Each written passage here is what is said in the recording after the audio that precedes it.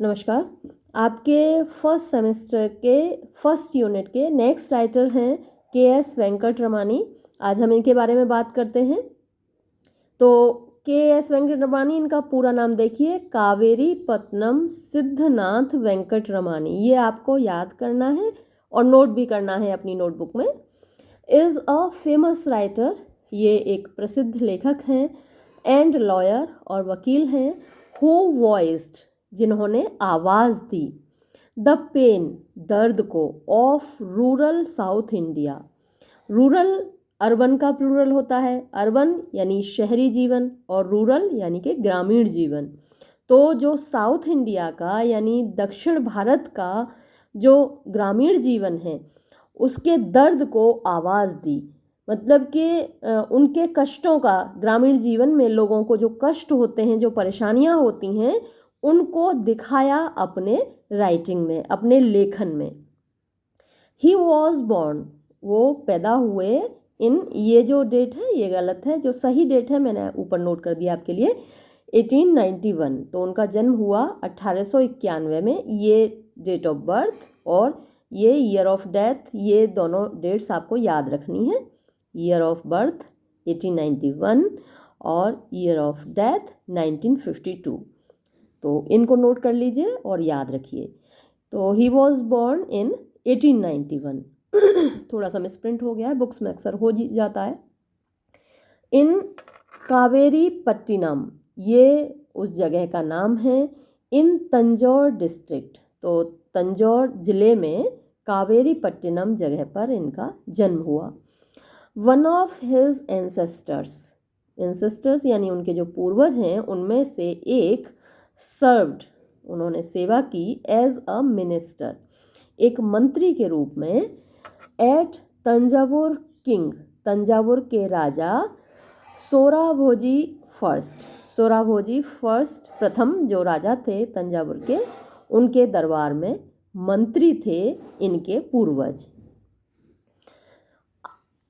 And paternal grandfather, और उनके जो पैटर्नल ग्रैंडफादर थे यानी कि उनके जो दादाजी थे, मैटरनल ग्रैंडफादर नाना जी होते, पैटर्नल ग्रैंडफादर यानी कि उनके दादाजी वॉज अ फिजिशियन, वो वैद्य थे, चिकित्सक थे, एंड राइटर इन एस्ट्रोलॉजी, और ज्योतिष शास्त्र के लेखक थे। हिज फादर, उनके पिताजी, Siddhanath Iyer, was a Thanjavur landlord, वो तंजावुर के एक लैंडलॉर्ड यानी कि जमींदार थे, एंड एक्साइज ऑफिसर, और एक्साइज अफसर थे। एक्साइज ड्यूटी होती है, एक तरीके से टैक्स होता है, टैक्स देना पड़ता है, तो वो आप उनको टैक्स ऑफिसर कह सकते हैं।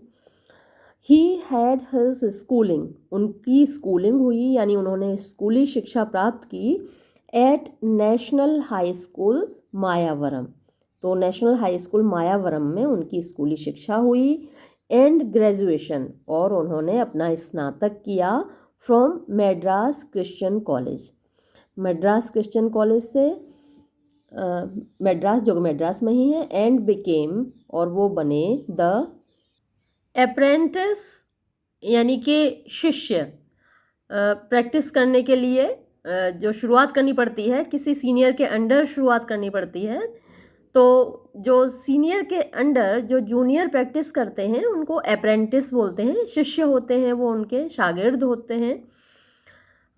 जैसे कि डॉक्टर बनने के बाद भी आपको 1 साल इंटर्नशिप करनी पड़ती है, तो वही अप्रेंटिस बने वो, यानी कि शिष्य बने, ऑफ द फेमस एडवोकेट, प्रसिद्ध एडवोकेट, वकील, सर सी.पी. रामास्वामी अय्यर। तो सर सी.पी. रामास्वामी अय्यर के वो शिष्य बने। But the profession of lawyers, लेकिन जो प्रोफेशन है, जो व्यवसाय है वकीलों का, डिड नॉट सूट हिम, उनको सूट नहीं किया, मतलब उनको पसंद नहीं आया, उनको अच्छा नहीं लगा, एंड ही वॉज डाइवर्टेड, और वो मुड़ गए टूवर्ड्स राइटिंग, लेखन की ओर।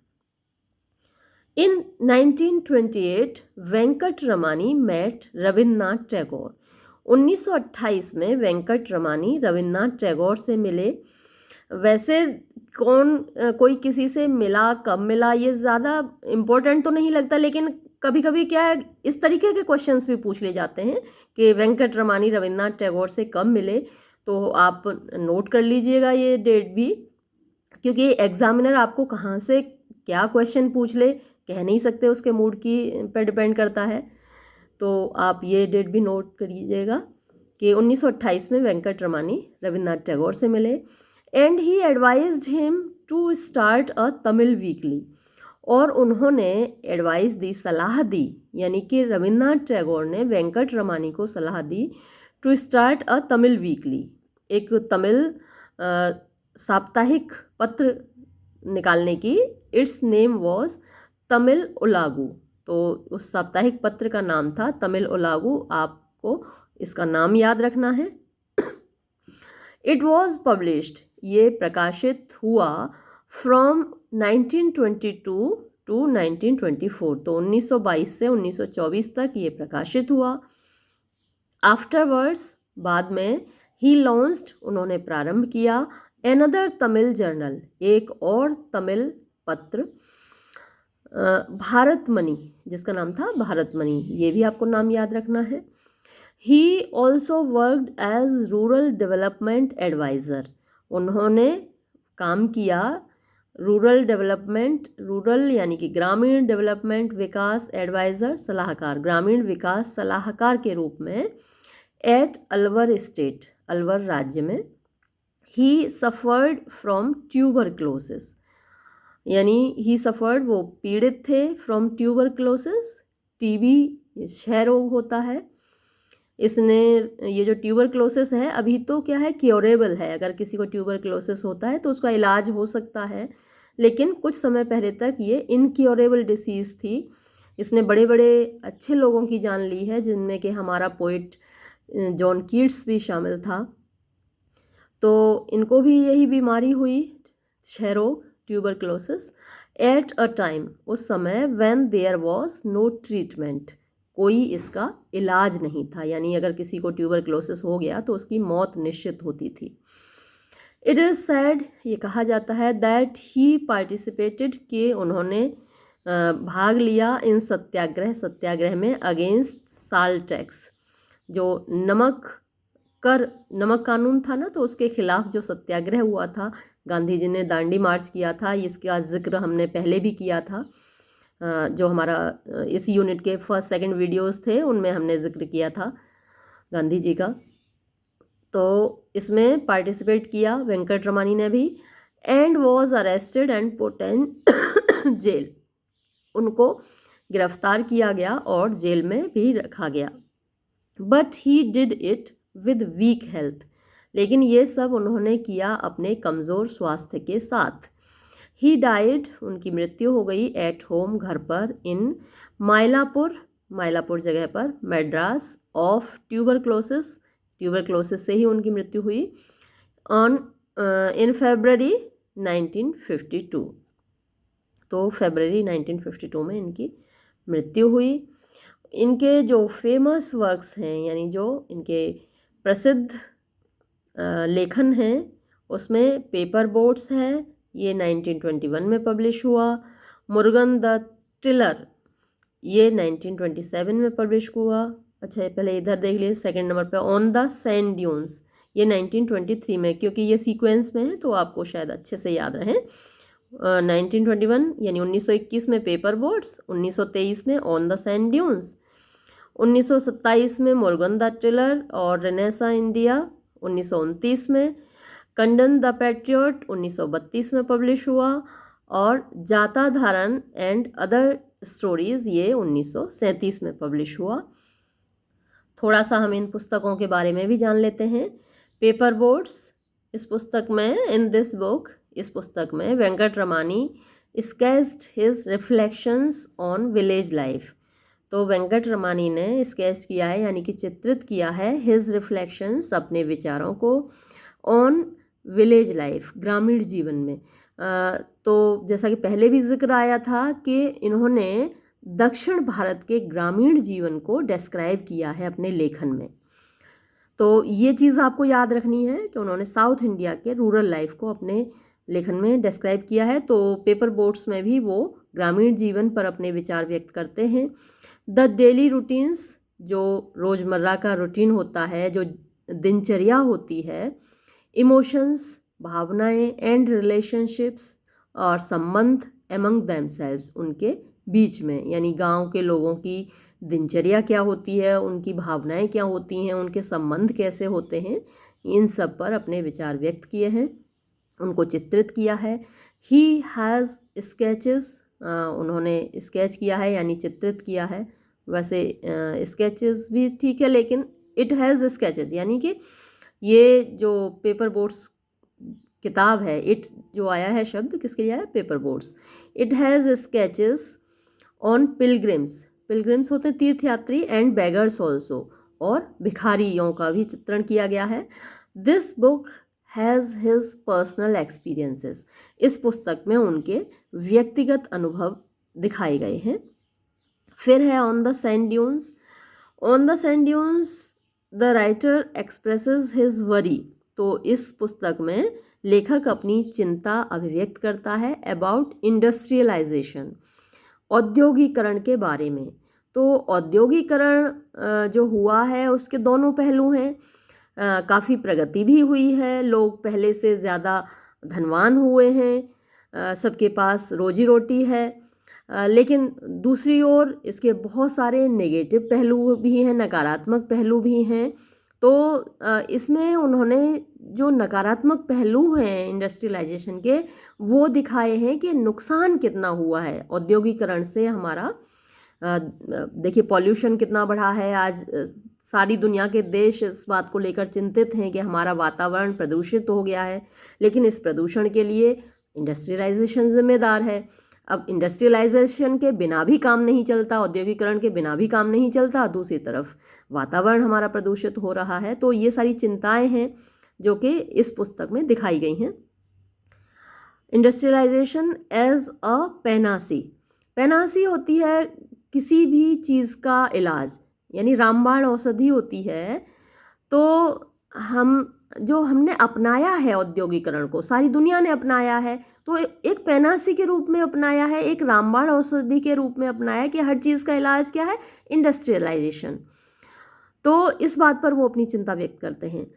The materialistic approach towards life, तो जो मैटेरियलिस्टिक यानी कि भौतिकवादी अप्रोच, जो हमारा झुकाव है, जो हमारा व्यवहार है, हमारी भौतिकवादी सोच है टूवर्ड्स लाइफ, जीवन के प्रति, इज टर्निंग अवे, वो दूर ले जा रही है मैन, मनुष्य को, फ्रॉम, किससे दूर ले जा रही है, वर्नल वुड्स। ये वर्नल वुड, वर्नल स्प्रिंग का एडजेक्टिव है, स्प्रिंग नाउन है ना, जो बसंत है वो नाउन है, तो वर्नल का मतलब होता है बसंती, related to spring. Vernal woods यानी बसंती जंगल, बसंत के मौसम में जो जंगल खूबसूरत होते हैं, तो वो वर्नल वुड्स। विलेज रिट्रीट, गांव की तरफ, रिट्रीट मीन्स लौटना, तो गांव की तरफ लौटना, गांव की तरफ तो लौटते नहीं, इंडस्ट्रियलाइजेशन जब होता है तो लोग शहर की तरफ भागते हैं, क्योंकि सारी फैक्ट्रीज शहर में हैं, शहर में उनको रोजगार मिलता है, तो गांव से दूर होते जा रहे हैं, गांव की तरफ नहीं लौट रहे हैं। फॉरेस्ट डेप्थ्स, फॉरेस्ट जंगल, डेप्थ्स गहराई, यानी जंगलों की गहराई, तो जंगल, जो गहरे जंगल, घने जंगल होते हैं, वो इंडस्ट्रियलाइजेशन की वजह से ख़त्म हो रहे हैं, जंगल काटे जा रहे हैं, इंसान उनसे दूर हो रहा है। माउंटेन क्लेफ्ट्स, पहाड़ों की चोटियाँ, तो पहाड़ों की चोटियों की अपनी एक खूबसूरती होती है, उसको निहारने का वक्त इंडस्ट्रियलाइजेशन की वजह से हमारे पास नहीं बचा है। तो इन सारी चीज़ों से हम लोग दूर होते जा रहे हैं, जो प्रकृति की खूबसूरती है हम उससे अलग होते जा रहे हैं। ये चीज़ उन्होंने दिखाई है ऑन द सैंड ड्यून्स इस पुस्तक में। He was not very enthusiastic, वो बहुत उत्साहित नहीं थे, फॉर मशीनरी, मशीनरी के लिए, एंड इंडस्ट्रीज, और उद्योगों के लिए। ही वॉज वरीड, वो चिंतित थे, अबाउट, बारे में, ओल्ड हिंदू कल्चर, जो प्राचीन हिंदू संस्कृति थी, एंड कस्टम्स, और रीति रिवाज थे, विच आर फेडिंग अवे, जो कि फेड होते जा रहे हैं, समाप्त होते जा रहे हैं, मुरझाते जा रहे हैं, ख़त्म होते जा रहे हैं इन मॉडर्नाइजेशन, आधुनिकीकरण में। मैन इज़ गोइंग अवे, यानी इंसान दूर चलता जा रहा है, फ्रॉम सिंप्लिसिटी, यानी सरलता से, ऑफ द विलेजेस, गाँवों की, एंड नेचुरल ब्यूटी, और प्राकृतिक सौंदर्य से, ऑफ द वुड्स, जंगलों के, एंड फॉरेस्ट, फॉरेस्ट और वुड्स एक ही चीज़ है, जंगलों के। नेक्स्ट है Murugan the tiller, his first novel Murugan the tiller, ये उनका पहला नावल है, पहला उपन्यास है Murugan the tiller, was published in 1927, ये 1927 में प्रकाशित हुआ।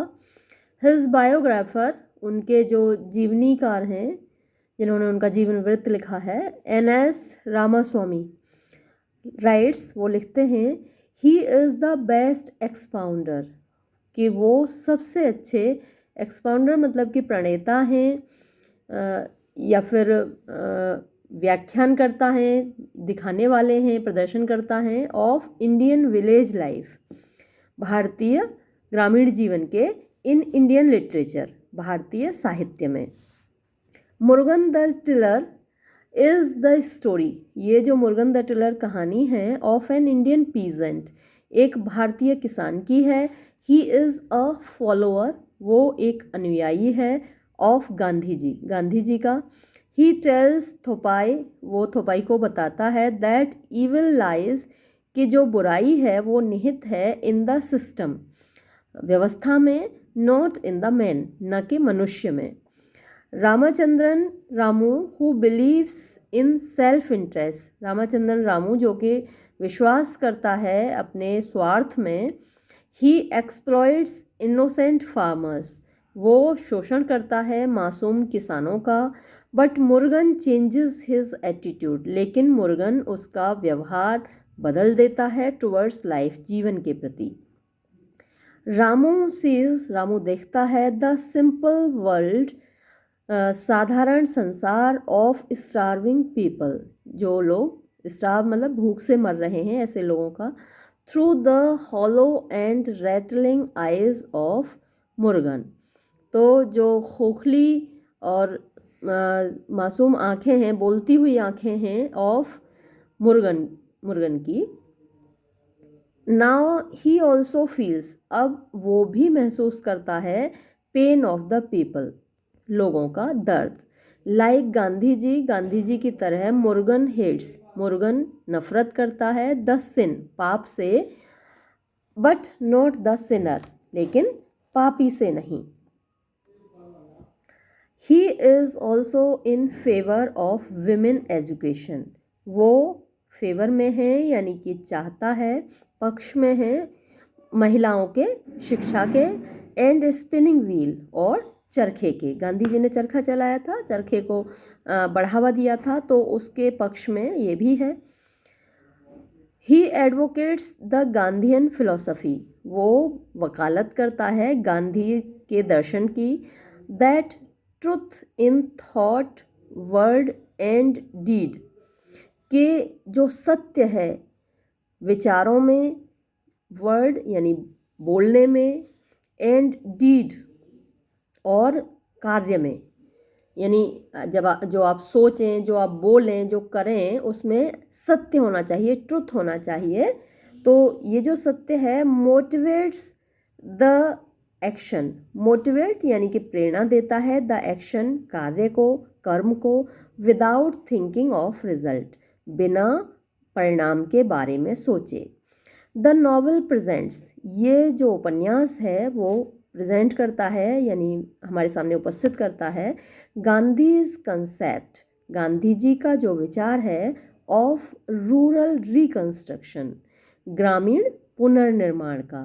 तो गांधी जी गांवों को चाहते थे कि जैसे पहले गांव सेल्फ डिपेंड थे, आत्मनिर्भर थे, सब कुछ गांव की चीज़ें गांव में ही मिल जाया करती थीं, वैसे ही गांव आत्मनिर्भर बने। तो इसी तरीके से ये व्यक्ति भी सोचता है।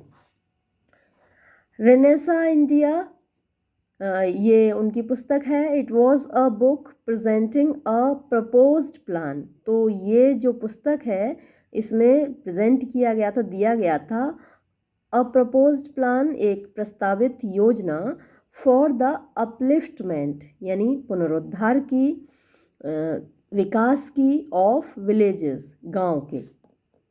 A chapter of Renaissance India, तो रेनेसा इंडिया का जो एक चैप्टर है, एक अध्याय है, अबाउट द इंडियन विलेज, भारतीय गांव के बारे में, वॉज प्रिंटेड, उसको प्रिंट किया गया था या प्रकाशित किया गया था, एज अ पैम्फलेट, एक पैम्फलेट के रूप। पैम्फलेट क्या होता है? एक पर्चा, जो आपने देखा हो पर्चे छाप छाप के बांटते हैं ना लोग, तो वो पैम्फलेट कहलाती हैं। तो एक पैम्फलेट के रूप में इन 1932 1932 में the book had a wide plan, इस पुस्तक में एक विस्तृत योजना थी फॉर द रूरल डेवलपमेंट यानी ग्रामीण विकास की।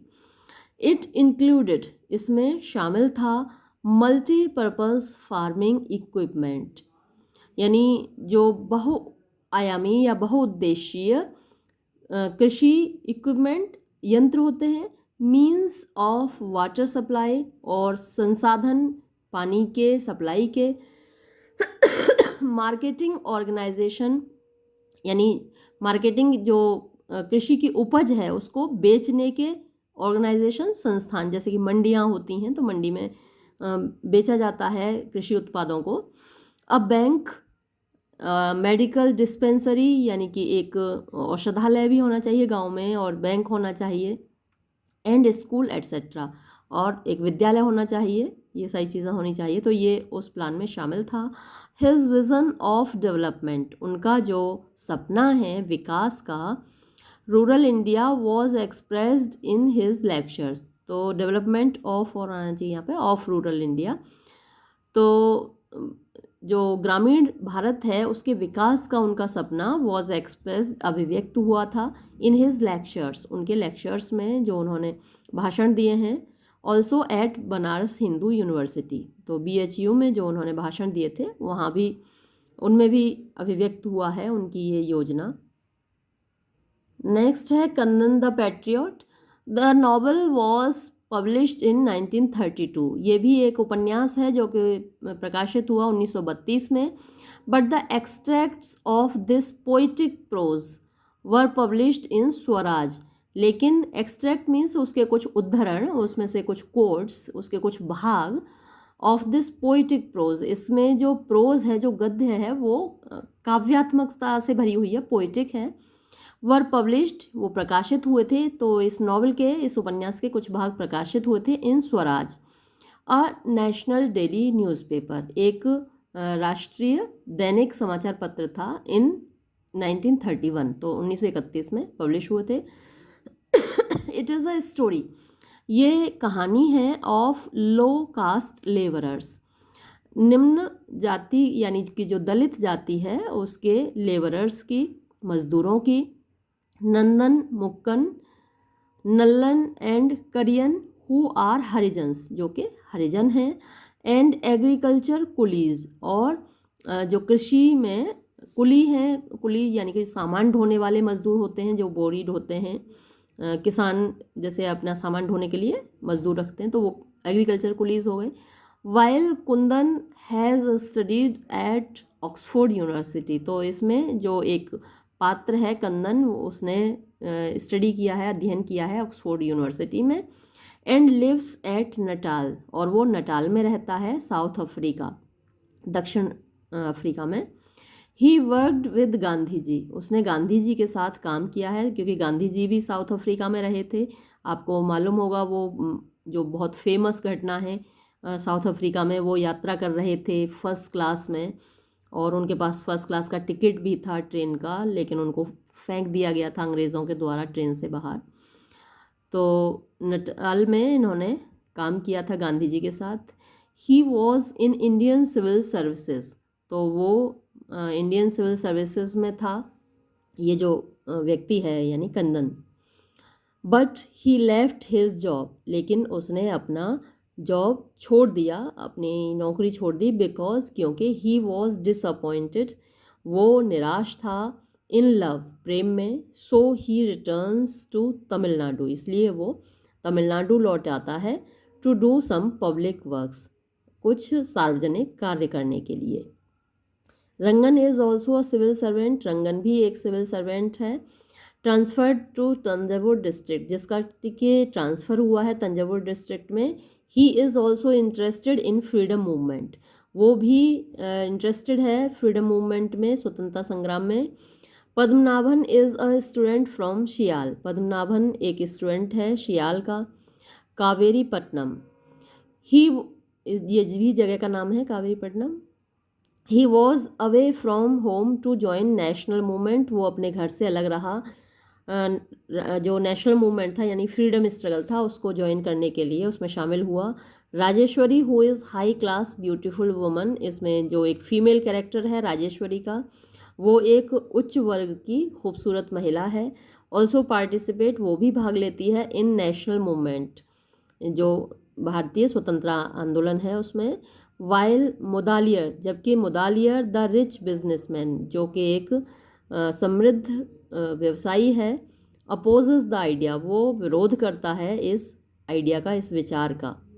बट लेटर, लेकिन बाद में, लेटर ऑन, बाद में, ही लीव्स, वो छोड़ देता है हिज लग्जरियस लाइफ, तो ये एच यहाँ पर गलत टाइप हो गया, LUXU, अपना विलासिता का जीवन।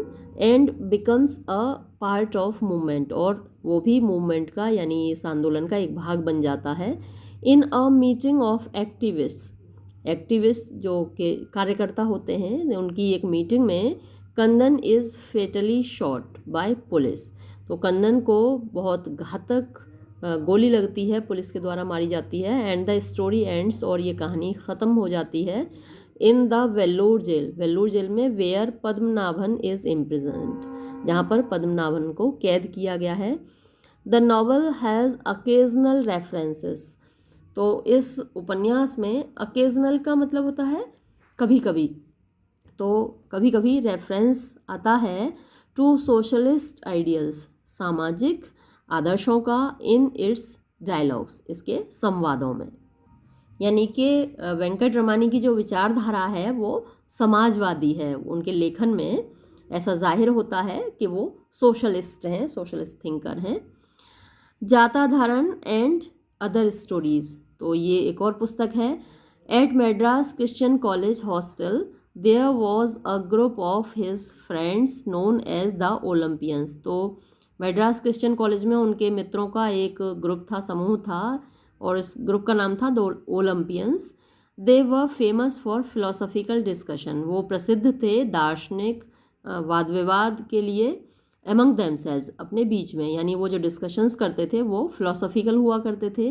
There was a young boy, उनके बीच एक लड़का था, N Raghunathan, who became an author, जो एक लेखक बना, एंड एडिटर, और संपादक बना, of the Hindu newspaper, the Hindu समाचार पत्र का। वेंकट रमानी पब्लिश्ड, वेंकट रमानी ने प्रकाशित किए। स्केचेस एंड स्टोरीज, स्केचेस यानी चित्र होते हैं, शब्द चित्र, एंड स्टोरीज और कहानियाँ। एट दिस टाइम, इस समय, इन अ मैगजीन, एक पत्रिका में। ही एंड हिज फ्रेंड, वो और उनके मित्र रघुनाथन ने स्टार्टेड, प्रारंभ किया। And these pieces were published, और ये सारी जो चीज़ें थीं प्रकाशित हुई लेटर ऑन, बाद में, in the Jatadharan and other stories, ये इस पुस्तक के रूप में ये सारी चीज़ें जो उन्होंने हॉस्टल लाइफ में की वो पब्लिश हुई जाताधारण एंड अदर स्टोरीज नाम से इन 1937। तो ये एक ब्रीफ इंट्रोडक्शन था उनके वर्क्स का। आपको मेनली याद रखना है कि उनका जन्म कब हुआ, मृत्यु कब हुई, अक्सर इस पे मल्टीपल चॉइस क्वेश्चंस पूछे जाते हैं। किस टाइप के ये राइटर थे, किस टाइप के थिंकर थे, और इनके इन वर्क्स का नाम आपको याद रखना है। और जैसा कि इसमें कई बार जिक्र आया कि साउथ इंडिया के रूरल लाइफ का इन्होंने डिस्क्रिप्शन अपने वर्क्स में किया है, अपने लेखन में किया है, तो ये फैक्ट्स आपको याद रखने हैं।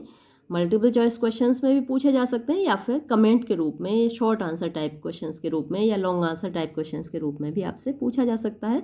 तो हर तरीके के एग्ज़ाम के लिए आप तैयार रहिए। इसके साथ ही ये वीडियो मैं यहाँ समाप्त करती हूँ। धन्यवाद।